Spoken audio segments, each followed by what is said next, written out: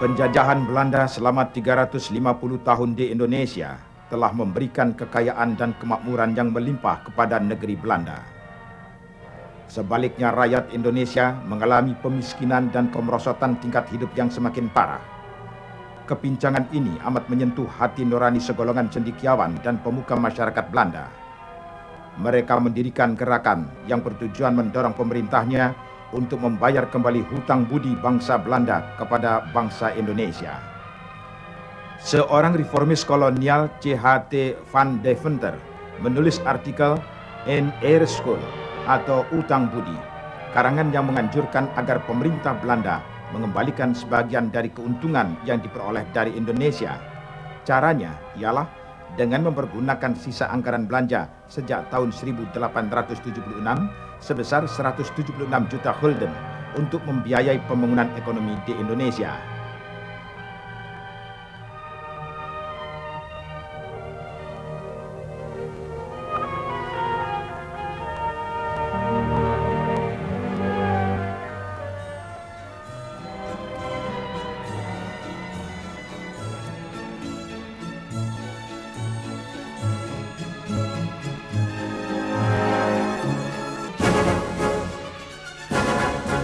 Untuk mengatasi kegawatan masalah ini, pemerintah Hindia Belanda menugaskan asisten residen Sukabumi, H.G. Heiting, mengadakan penelitian untuk memindahkan penduduk Jawa ke luar Pulau Jawa.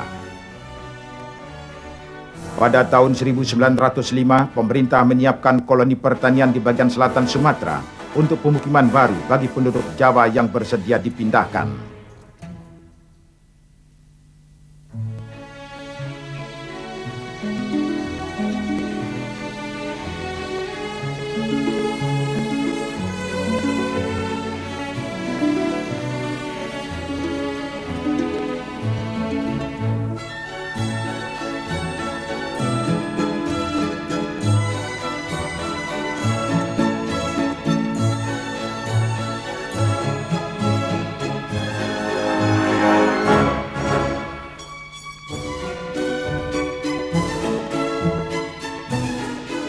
Setelah melalui berbagai persiapan, pemindahan penduduk pertama berlangsung dalam bulan November 1905.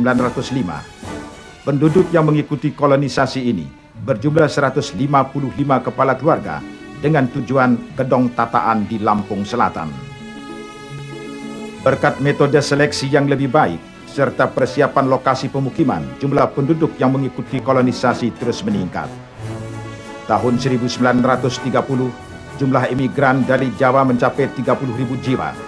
Pemerintah kolonial melancarkan propaganda melalui buku-buku bacaan sekolah. Masalah kependudukan baru diusahakan pemecahannya setelah pengakuan kedaulatan tahun 1950.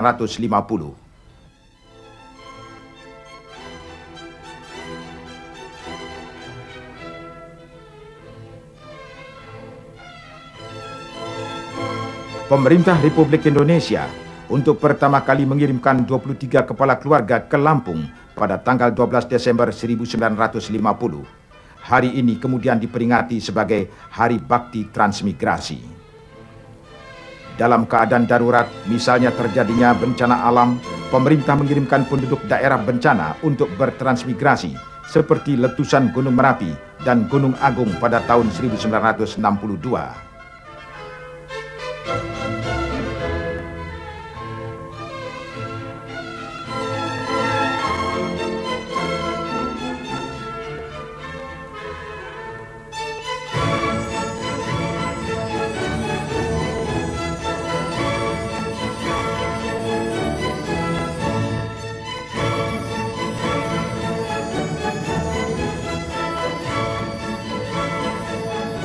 Dalam era pembangunan Orde Baru, masalah kependudukan menjadi bagian integral dari pembangunan nasional jangka panjang.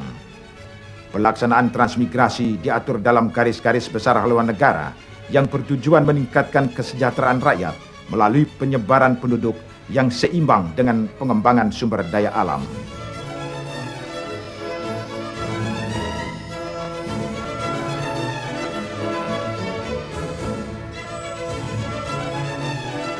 Penyiapan daerah penerima disempurnakan melalui 2 tahap perencanaan, yaitu perencanaan makro dan mikro. Persiapan daerah penerima bukan saja menyangkut lahan dan perumahan bagi para transmigran, tetapi juga penyiapan prasarana perhubungan, jalan dan fasilitas sosial.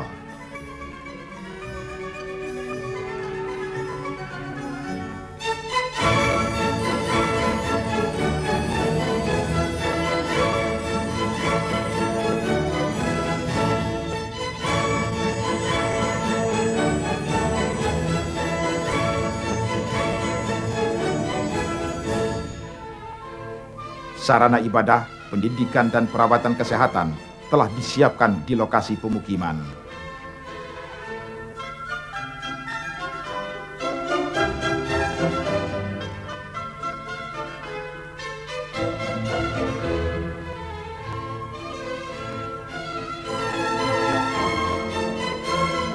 Selama pembangunan jangka panjang tahap pertama, program transmigrasi telah berhasil memindahkan sekitar 1,4 juta kepala keluarga atau 7 juta jiwa dari Pulau Jawa, Bali, dan Nusa Tenggara Barat.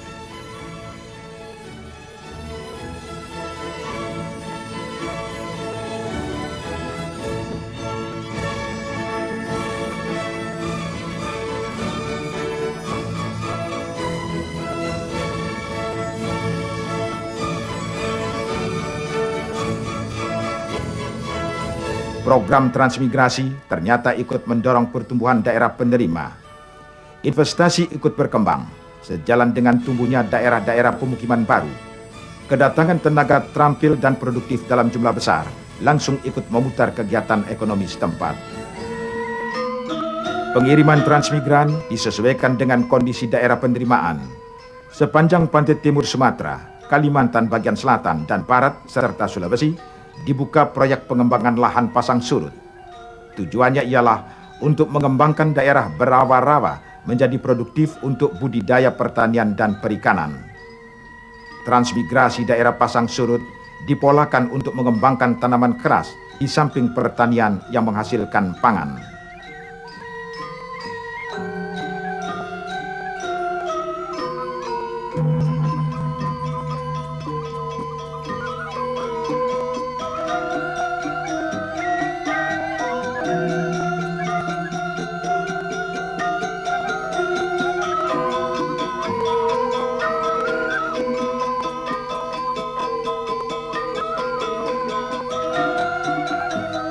Sejak Repelita III, pemerintah juga mendorong keikutsertaan Transmigran Swakarsa.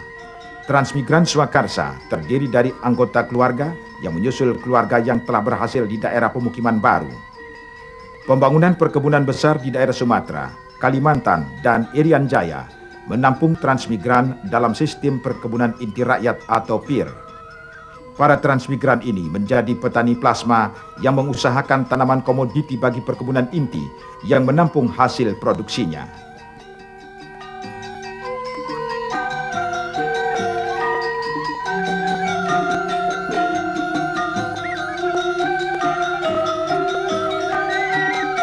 Sejak Pelita keempat, transmigrasi juga diintegrasikan dengan pembangunan industri hasil hutan serta hutan tanaman industri, khususnya di Sumatera dan Kalimantan.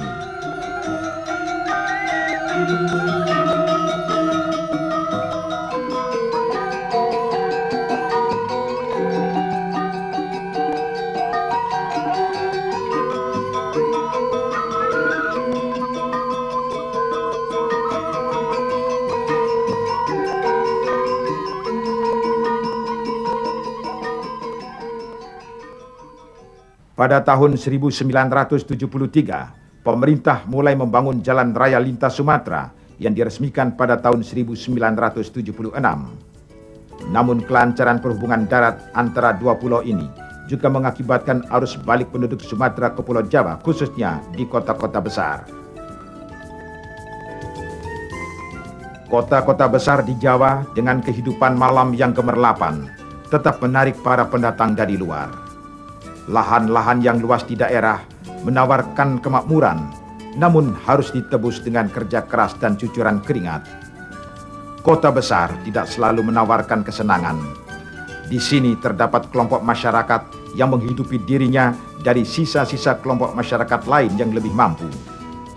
Keadilan sosial yang kita cita-citakan dalam Pancasila dan Undang-Undang Dasar 45 tidak akan pernah tercapai jika lingkaran ini tidak kita putuskan.